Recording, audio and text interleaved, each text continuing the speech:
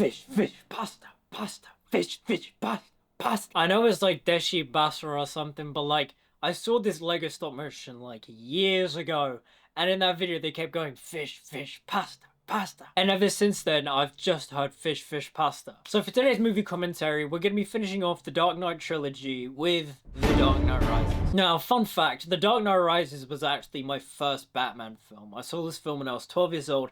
I got into Batman, I read the comics, I became a Batman fan, and then I rewatched the Dark Knight Trilogy as a whole. So in many ways, I kind of like owe The Dark Knight Rises my little Batman fan card, if you will. And as the years have gone by, a lot of Batman fans either love this film, like this film, or don't really like it anymore. A lot of that is to do with the nitpicks and the plot holes, but the thing that I've found with The Dark Knight Rises, and don't get me wrong, I have my issues with the film's story, the plot holes, the nitpicks, but when you look at The Dark Knight Rises, the philosophy I found and a way to enjoy The Dark Knight Rises is don't think about it, just feel it. Which in many ways is the same philosophy and principle of Christopher Nolan's Tenet. Because if you think about Tenet, you will just break your brain. But if you just feel it and just watch what's happening and kind of just let it like wash over you, it's pretty enjoyable. And I found that's the same thing with The Dark Knight Rises. But before we get into the commentary for The Dark Knight Rises, don't forget to like, comment, subscribe, follow me on social media. It's all linked down in the description. I'm also an actor and filmmaker myself, so check out my latest short film, The Shining Optimism of V.F. Minar. And yeah, with all that out of the way, let's get into The Dark Knight Rises. The fire rises. So that sound effect, that's kind of a callback to Batman Begins, which is nice because one, it kind of signals that this is the bookend of a trilogy. Even though if it was meant to be a trilogy, Rises wasn't meant to be the third film in the trilogy. It's a nice callback to Batman Begins because it also subliminally lets the audience know, okay, we're going to be referencing Batman Begins, because this film is both the sequel to The Dark Knight. I mean, obviously it's called The Dark Knight Rises, but also too, it pays homage and goes back to Batman Begins because it will let the audience know, okay, story elements from Batman Begins will be important in The Dark Knight Rises. And I think that's pretty cool. I knew Harvey Dent. Another thing about this trilogy is that I like how each of them opens with a different coloured bat symbol. In Batman Begins, it's orange with the bats forming the shape of the bat symbol. In The Dark Knight, it's the blue fire forming the bat symbol logo. And in this film, it's the white cracks forming the bat symbol. And I like how these colours inform the colour palette of their respective film. One thing I think is really fun about this film is that when you watch it, you will see a bunch of actors that at the time weren't super well known, but now they've grown in prominence. Like, that's Aidan Gillen right there. That is Littlefinger from Game of Thrones. He's also in Peaky Blinders and Bohemian Rhapsody and such. And this movie is littered with character actors and Hollywood superstars. They work for the mercenary, the mask of the man. Bane. This film does a really good job at setting up Bane. All the characters are just like, oh, we have the masked man. You know, like, oh, who's the masked man? And everyone's just like, Bane. Just from the way the dialogue is written and the performances from the actors, it really builds up the suspense and the menace of Bane. A lot of loyalty for a hired gun! Or perhaps he's wondering why someone shoot a man before throwing him out of the plane. And then we get the Bane voice, which is both a blessing of this film because it's so much fun to like do an impersonation of, but it's also a curse of this film because it's so, I don't know, it's kind of goofy. It's like the Batman voice. It's fun to make fun of, but does it take you out of the film?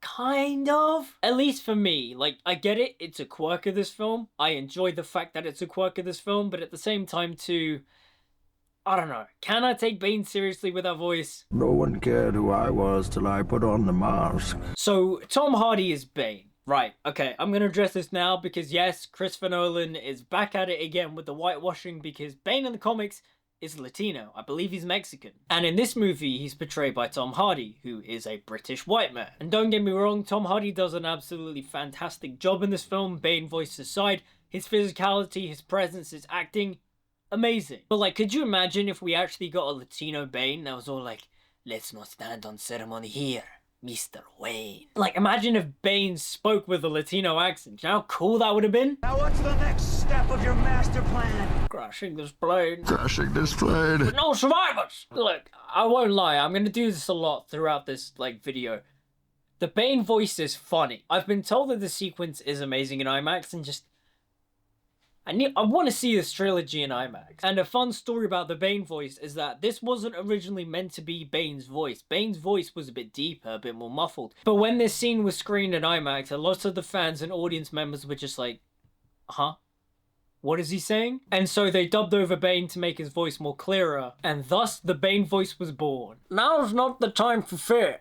That comes later. Yes, the fire rises. It made Gotham a safer place than it was at the time of his death 8 years ago. This city has seen a historic turnaround. So the Dentat basically stops all organized crime in Gotham, but how does that work? Like, there's been no crime in Gotham for 8 years? Okay, so this is in many ways my biggest issue with The Dark Knight Rises. When you get to the ending of The Dark Knight, that did not signal to the audience, okay, Batman's done. No more Batman for 8 years. He's quit. He's given up. That's not what the ending of The Dark Knight felt like. In The Dark Knight, it signaled to the audience, yes, Harvey Dent is dead, Rachel is dead, but Batman still lives on. Bruce no longer believes he has a life outside of the cave. He is now dedicated towards the mission of being Batman. However, he gets Rises, and it undoes all of that. He's sad, he's mopey, he's living at home, he's a recluse, but that's not what The Dark Knight set up. And I get it, Nolan was heavily inspired by The Dark Knight Returns, and he wanted this film in many ways to be inspired by The Dark Knight Returns, but it doesn't work because the ending of The Dark Knight did not set this up. Unlock the door, put the tray on the table, lock the door again. Oh, Annie, here we go. I love Anne Hathaway. I think she's an amazing actor and an amazing singer. She's just incredible. Like, I have a fat crush on Anne Hathaway. Trying to talk to a man who threw away your investment on some save the world vanity project. Oh, look, it's Bendo Mendo. Ben Mendelsohn. Again, I told you this film was just full of actors who at the time weren't super well known, but have just grown in prominence throughout the years. Sorry. Bruce with that bow and arrow just looks like Oliver Queen Green Arrow to me. Like, I don't know, it's pretty cool. Oops. Nobody told me it was uncrackable. Gosh, she's so good.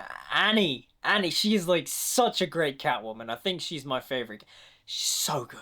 Good night, Mr. Wayne. Guys, I think I'm in love. What's your name, son? Blake, sir. Okay, so Joseph Gordon-Levitt as Detective Blake, or Robin, and believe me, we'll talk about that later on, I really like in this film. I think he's a good inclusion, and there are certain things, obviously, that they do with him where I'm just like, okay. But for the most part, I really like him in this film, and also I think he's just a solid actor overall. Like, it's not bad whenever Joseph Gordon-Levitt shows up in a film. Been down here in a long time. Trying to find out more about our jewel thief. It's really nice seeing the Batcave in this film, because obviously in The Dark Knight, Wayne Manor was being rebuilt, they relocated to the penthouse and then the Bat Bunker, and so seeing the Batcave in this film, it's really cool, it's really nice. I did find someone. I know, and you lost them, but that's all part of living, sir. So this exchange is funny because it's just become a meme, but also at the same time too, it's like, I do get it. Like, I get where Bruce is coming from. He lost Rachel, he gave up, and in many ways he just stopped living. Like, his loss is understandable, but again too, the ending of The Dark Knight did not set this up. So this personal dream Alfred has for Bruce, about him going to Florence and then sitting at the table and then seeing Bruce sitting across him, it's a nice setup for the end. But how we get to that point at the end, that's a bit of an issue for me. So you know about him? Of course. So thematically, this film has this nice idea about this orphan kid who misses Batman. He wants Batman to come back, and he's like constantly doodling the bat symbol and stuff. I like that idea because it kind of pays a thematic homage to the character of Robin from the comics, and also the idea of Batman and orphans in general. Speaking of actors from Game of Thrones, that is Cole fucking Tanner from Ginelli. Gosh, she's so good. She's so good. The way she switches from that really badass, competent femme fatale to like the shrieking woman trying to get the attention of the police's help. She's amazing. I mean, I may be blinded because I have a fat crush on her, but Anne Hathaway is amazing. I will not hear a bad thing against Anne Hathaway. Like, when I hear people go like, oh, she's overrated and she's... No. Shush. Tom Hardy's physicality as Bane is really cool. Like, obviously, Tom Hardy is not a super tall guy, nor is he, like, extremely, like, ripped. In many ways, his physique is based off a strong man. And obviously, in the comics, Bane is this roided out character from this drug called Venom. But I think for this more realistic interpretation of Bane, I think it works. Also, too, I like the Bane mask design. Like, obviously in the comics, it's a luchador mask, his eyes are covered, it's red. And Nolan obviously scrapped that idea because he wanted to show Tom Hardy's eyes so he could emote through the mask. And I think that redesign works quite well for the film. And he's the Batman.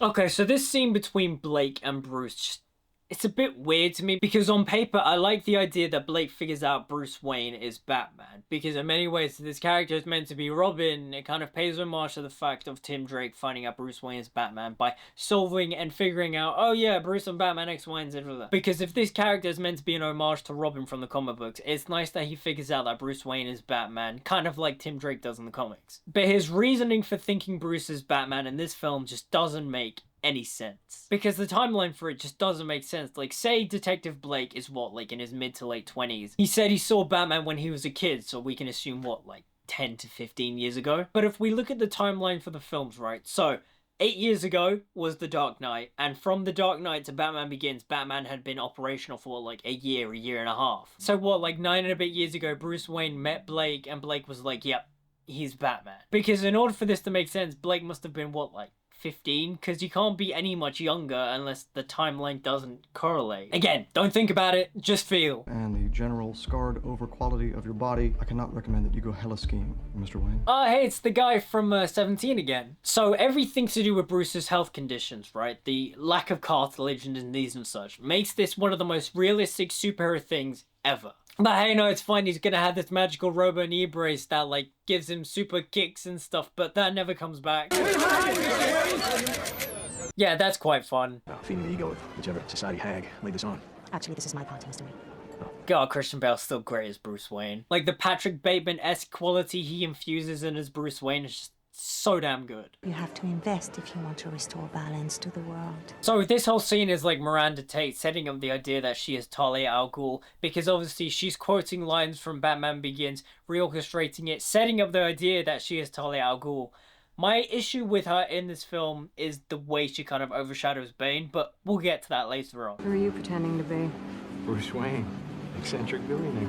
I love the dynamic between Bruce and Selina in this film. It feels so comic booky, but at the same time too, I like what Selina is telling Bruce. It really like is foreshadowing this theme and this idea this film kind of commits to, but I don't think it quite nails. But it's the idea that there is going to be a massive shift in the dynamic of Gotham between the upper class and the lower class. Don't worry, Master Wayne. Takes a little time to get back in the swing of things. God, Michael Caine is the best Alfred.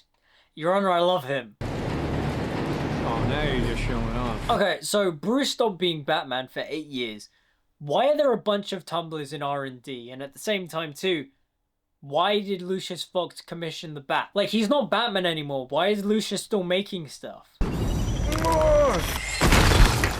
Yep, so magical robo knee brace can all of a sudden kick bricks.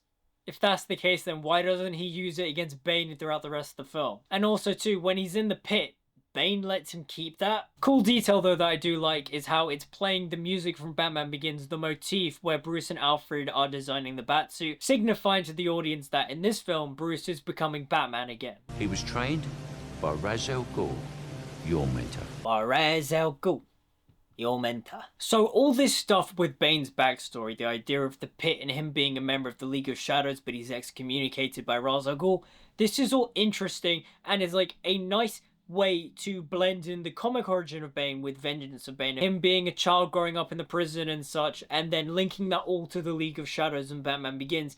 That's cool. The problem is with Bane in this film is that we do all this great work setting him up as the main villain, and then by the third act we just undermine all of that. I'm afraid that you want to. So this is something with Alfred that I still fight against, but at the same time too, I'm kind of coming around to the idea of it. It's the idea that Alfred abandons Bruce in this film. In the early scenes, we can see that he's worried about Bruce. We can see that he's worried that Bruce will become Batman again and purposefully let himself die because there's nothing left to live for. All that is depicted wonderfully by Michael Caine. My issue is later on when he leaves him, but we'll get to that. It's a stock exchange. There's no money you can steal. Whoa, hold on. That's baby Glenn Powell. That is pre-Top Gun Maverick Glenn Powell. This is young, fresh-faced Glenn Powell. What? So they hid motorcycles in the stock exchange? I've seen people complain that, oh, they just cut from day to night. No, they didn't. If you look at it properly, it's set at dusk, and then they go through the overpass, it gets darker, and then it's nighttime. That is perfectly fine filmmaking. Like, I don't know what people are complaining about. Batman's reappearance in this film is really cool. Like him on the bat pod just like taking the guy down and it's like dun dun dun dun. Yeah. Awesome. But what does his gun do? And why does he only use it once? I'm gonna do what Jim Gordon never could. What's that? I'm gonna take down the Batman. Shouldn't you take both of them down? Like take down Batman and the people robbing the stock exchange. Like what in the police negligence is this? Oh god, the way the Batpod turns is just so sexy. Like yeah, it doesn't make sense, like the wheels spin, but also the turrets are like spinning on the ground and stuff. There should be like friction and sparks, but I don't care. It's sexy. Those heels make it tough to walk. Yeah, it's kind of weird that the Catwoman costume has heels. I don't think the Zoe Kravitz one does. That makes more logical sense, but I don't care. It's hot. They know. They just don't care. They know. They just don't care. Yeah, the Batman voice is still pretty silly in this one. You gotta be kidding me. No guns, no killing. Oh, there's a weird jump cut here. Okay, this fight scene is... yeah, it's not great. There's too many goons. Catwoman and Batman, they're like fighting, but like it doesn't look super amazing. There's also a weird jump cut. Like, ugh. Another warned me about getting into cars with strange men. This isn't a car. Also, when you think about it, the bat is just a weird design because it doesn't look like a bat. It looks like a beetle. So that's what that feels like. Okay, so this joke is funny, but at the same time too, why does Bruce say that in the Batman voice? Like, she's not there anymore, he can drop it, but I don't know. Like, maybe it is from like a character and an actor thing of like, oh, whenever he puts on the bat costume, he is now in character, he's now Batman, he won't drop that voice. But it's just a bit silly. What about when you come up against him? What then? I really like this batsuit without the cowl. Like, it just looks cool on screen. Like, maybe my issue with that costume is the cowl. Fight harder, always have. Take a look. His speed, his ferocity, his training.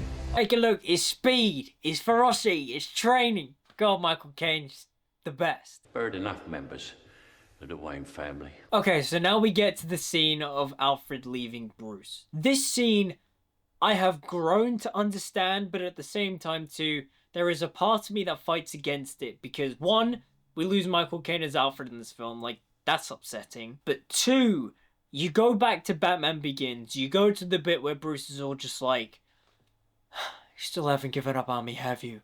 And then Alfred's like, never. So him abandoning Bruce after that in Batman Begins, just, I don't entirely buy it. Like, yes, 8 years have passed. Alfred had seen Bruce moping around for 8 years, losing his will to live.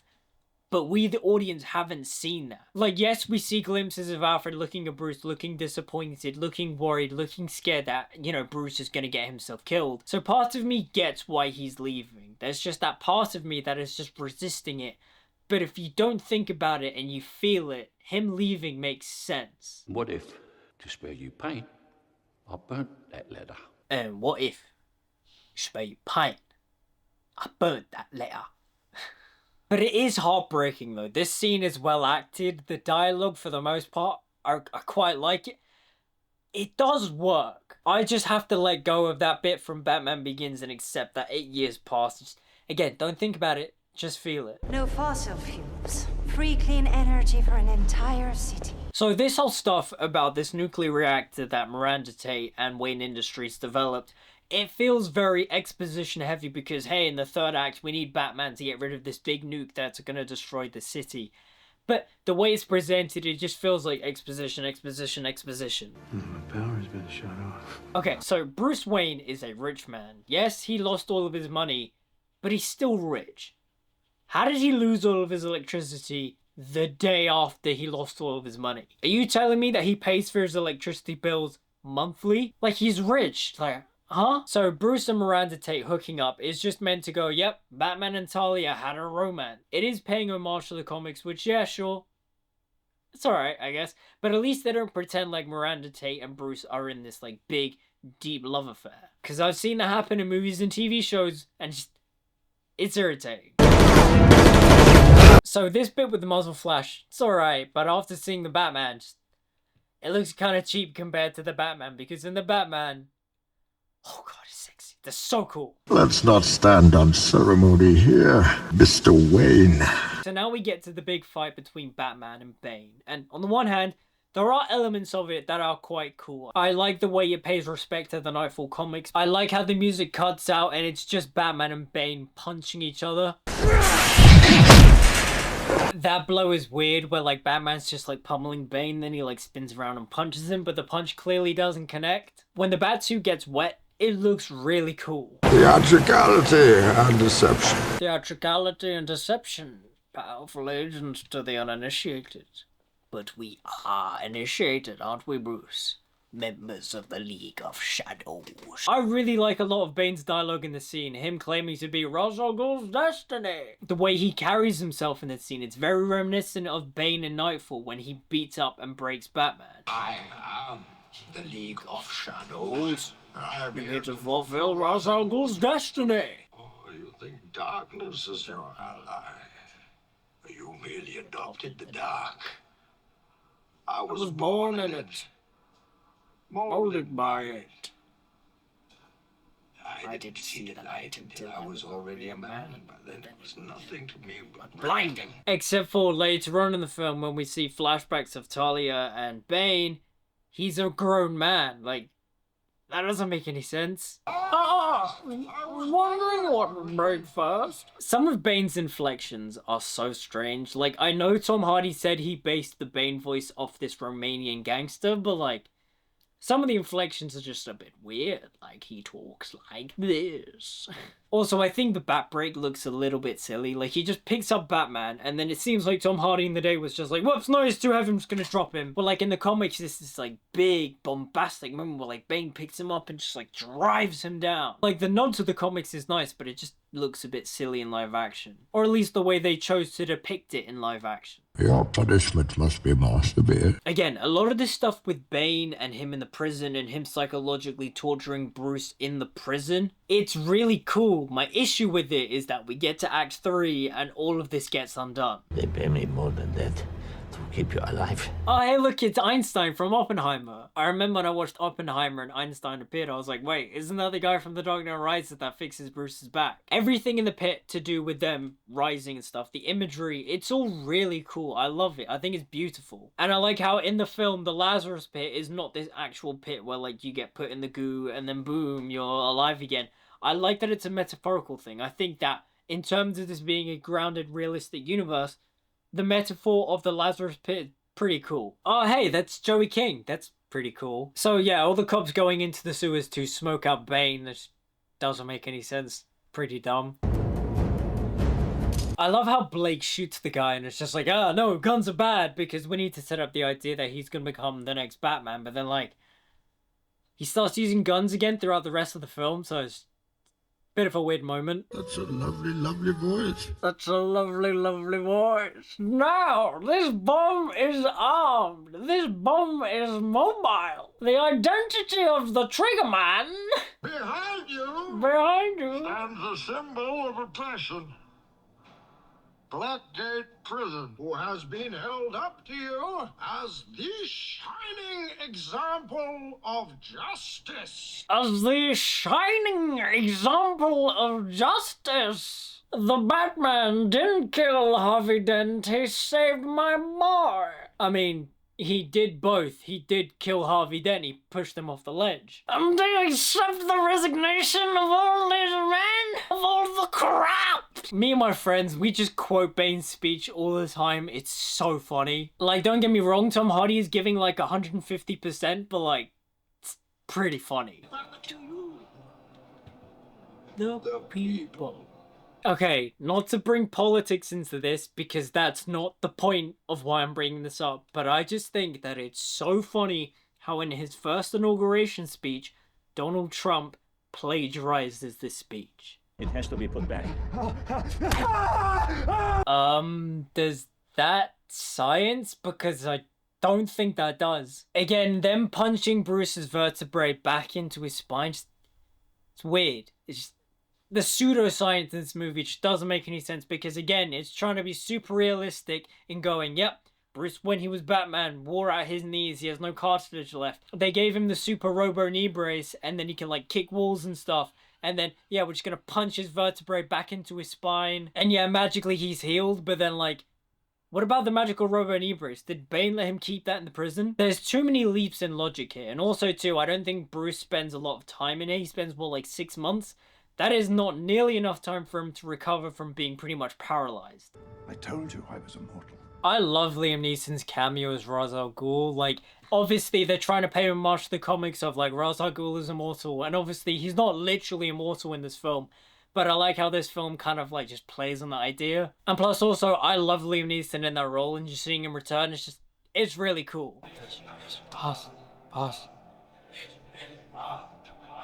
And look, I get that this pit is meant to be, like, a metaphorical version of the Lazarus pit. But, like, it doesn't work. Although I love the imagery of Bruce climbing out the pit. The imagery is really strong and really powerful, and everything with Bruce in the pit where he's just like, I don't fear dying. I, want to go back and save my city. I love all of that. I love him rebuilding himself, coming back stronger with a stronger sense of belief. It's just that logically, it doesn't make sense. But it's okay. Don't think about it. Just feel. And again, too, him trying to do that second climb and him falling because he's angry, and then he falls on his back with the... Again, he just broke his back like a couple of months ago. Then make the climb without the rope. Bruce, why would you listen to this guy? You've been told he's a morphine addict. Why are you listening to him? Pass, fish, pass, fish, pass. Hey, you get it? The bats emerge from the cracks in the wall. The symbolism, Batman is rising. Batman is coming back. Yeah, no, him climbing out of the pit is an amazing sequence. Absolutely love it. Again, the imagery is just mwah. Okay, so where the hell is this pit? And remember, Bruce has no money, so how the hell does he get back to Gotham? Sold. The man in the cold sweat. I love Cillian Murphy's Scarecrow cameo. I think that's so much fun. I thought they killed you. Not yet. How did he get back into the city? Death by exile. I think the death by exile joke is pretty funny. Again, Christopher Nolan's sense of humor is really witty. I really like it. A detail in this film that I do quite like is that even though Bruce gets back into the city somehow, he gets all of his Batman equipment by going to the Bat Bunker. I think that's a really cool, clever detail. This bit where Batman emerges, then Gordon lights up the bats, like, so cool. I love that. Impossible. Impossible. Count to 5, then throw. 1, 2, 3. Wait until the fighting begins. Again, why is he using the Batman voice with Catwoman? Like, if you want to make it seem like he's different, just have him talk in a deeper, lower tone. Why is he doing the full growl and talking like that? It's just silly. Like Bale, I really wish he went back to the Batman Begins voice. Not everything. Not yet. Again, there's this, like, thematic idea of, like, classism. There's also the cops versus the corrupt and stuff. But I just don't think the idea is just, like, nailed down. Like, it's presented through the imagery, but I just don't think the idea really, like, comes together. Ugh, Annie. Gotcha! Listen, I'm a 25-year-old heterosexual man, okay? I do that with respect. Also, if this movie wanted to pay homage to The Dark Knight Returns and also emphasize the idea of the working class of Gotham versus the upper class, or like the criminals versus the non-criminals, Batman should have like stood on a car, delivered a speech, or he should have like come in on the horse and they like pay full homage to The Dark Knight Returns. I don't know, instead Batman's just like on the street just like, I gotta fight Bane. I gotta punch him. So you came back to die with your city. I came back to stop you. Again, Nolan Batman is back at it with the quippy retorts because, goddamn, he really got him. Also, yeah, I think it's quite strange seeing this Batman fighting Bane in broad daylight. Like, again, the Dark Knight suit is so busy, and having it exposed in broad daylight, like, it's just weird. Like, the Batman costume in the Nolan trilogy looks at its best when it's shot in the dark. Yeah, that's totally not a villainous shot of Miranda Tate there. So something that I think is really cool is that when Batman is like breaking Bane's mask and Bane is like reacting in pain, Tom Hardy's facial acting is incredible. But also too, I love how Bane all of a sudden starts fighting way more aggressively, way more like a rabid dog, and he just like breaks that pillar. Even though like, he doesn't have super strength like comic book Bane, so like, how does that work? Where's your trigger? Where is it? Here. No, this is the Christian Bale Batman voice at its worst. Where is it? Where's the trigger? Where's the trigger? You didn't give the Again, on paper, Batman beating Bane like this is really good. And I kind of like it, and especially I love how Bane is so baffled, just like, how did he do that? But then, with this one moment here, Bane completely ruined as a character. Everything about Bane being the main villain of this film is completely undone with the reveal that Miranda Tate is Talia al Ghul. Because everything Bane is talking about, like fulfilling Ra's al Ghul's destiny and ridding Gotham from the corrupt, him wanting to break Batman, it's all undone because he's not the villain pulling the strings, it's all Talia al Ghul. Not to mention too, they've given Bane such prominence, such importance that he's there to fulfill Ra's al Ghul's destiny, but also too that he wants to beat Batman. They're pulling a lot from Vengeance of Bane. They're pulling a lot from Nightfall, and then just to have it all taken away from him, go, oh no, it's Talia al Ghul's actually the mastermind of this plot. It doesn't work. Bane goes from being the main top dog villain to just a lackey, but it doesn't work. The film set him up to be this big prominent force, and they just undo all of that. Especially when he gets taken out by Catwoman, it's so lame.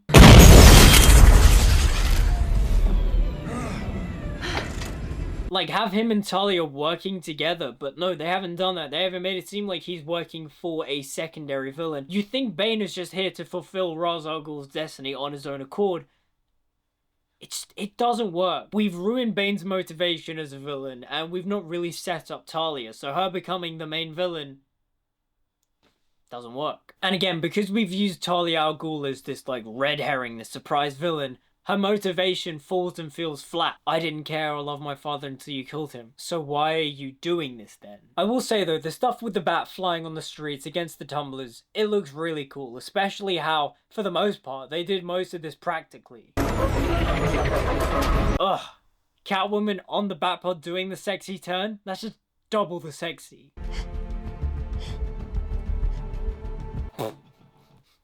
I'm sorry, Marion Cotillard is a fantastic actress, but that was bad. My father's legacy is almost ready. What are you doing? I can get it out over the bay. I can get it out over the bay.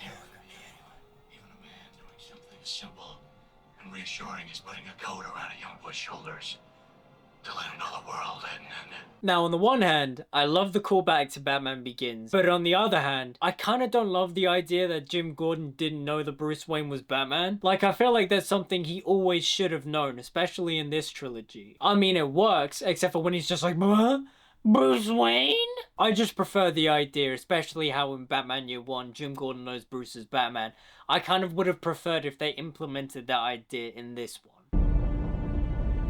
It's out over the bay. It's clear of the city. Yay, he cleared the bomb, but we're all gonna die from radiation poisoning. Like, seriously, how did Nolan not think of that? But also, too, as the ending confirms, Batman has escaped. But even if he escaped, when did he eject out of the bat? Because we're told he turned on the autopilot, but how did he get out? When did he eject? Did he eject before the bridge? Nolan's just cheating with his editing around this point. You trusted me. And I failed you.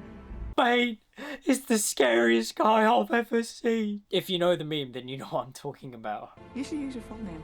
I like that name. Robin. Okay, so this is actually something I have grown to like. The idea that Joseph Gordon-Levitt's Detective John Blake is Robin, I don't mind it now. Considering the fact that Christopher Nolan said that he would never do Robin, I kind of like it. When I first saw it, I was like, no, that's dumb. Have him be Dick Grayson or Jason Todd or Tim Drake. But looking back at this trilogy and the context of this trilogy, I don't mind that his name's Robin. And I like all the stuff with Blake finding the Batcave, him being swarmed by the bats and stuff, paying homage to Batman Begins. Them setting up that he's going to become the new Batman, I don't mind that. So this payoff here with Alfred and Florence, he sees Bruce across the table. I really like it. My only issue is how the hell did Bruce survive the bomb blast? Because this ending is fantastic, and I've seen people say, oh yeah, wouldn't it be cool if Alfred just nodded and we didn't cut to Bruce? Yeah, that would have been cool too, but like, I don't know, just how did Bruce survive the bomb blast? Nolan, you're being sneaky, you're being cheeky with your editing, and I hate that. You cheated. Dun, dun, dun, dun, dun, dun. So that was The Dark Knight Rises. I think overall it's messy, but it's enjoyable. Easily the weakest out of the Dark Knight trilogy for me. There's some really good things in it, don't get me wrong, but just there are certain elements of the stories where I'm just like, that doesn't work for me. But again, if you don't think about it and you just feel it, yeah, you will enjoy this film a lot. Wouldn't it be fun if in like 10-15 years time, Christopher Nolan came back and did a Dark Knight 4? Yeah, it would be kind of cool and fun. Have Christian Bale return, but also have him team up with Joseph Gordon-Levitt. Have this version of Batman and Robin appear on screen. That could be quite fun. But at the same time too, we don't need it, obviously. Like, again, let the trilogy just be a trilogy. The idea of a Dark Knight 4 would be fun for sure, don't get me wrong, but obviously, just let the trilogy be a trilogy. Because even though The Dark Knight Rises was not intended to be the original ending to the Dark Knight trilogy, it's enjoyable. It looks great. Nolan's filmmaking, for the most part, minus his sneaky, cheeky little editing, pretty solid. It's a well-made film. It's just that story-wise, it's a bit messy. But those are my thoughts on The Dark Knight Rises. What do you guys think about it? Let me know in the comments down below. Like, comment, subscribe, follow me on social media, all the good stuff. Until we meet again, I'll see you guys next time.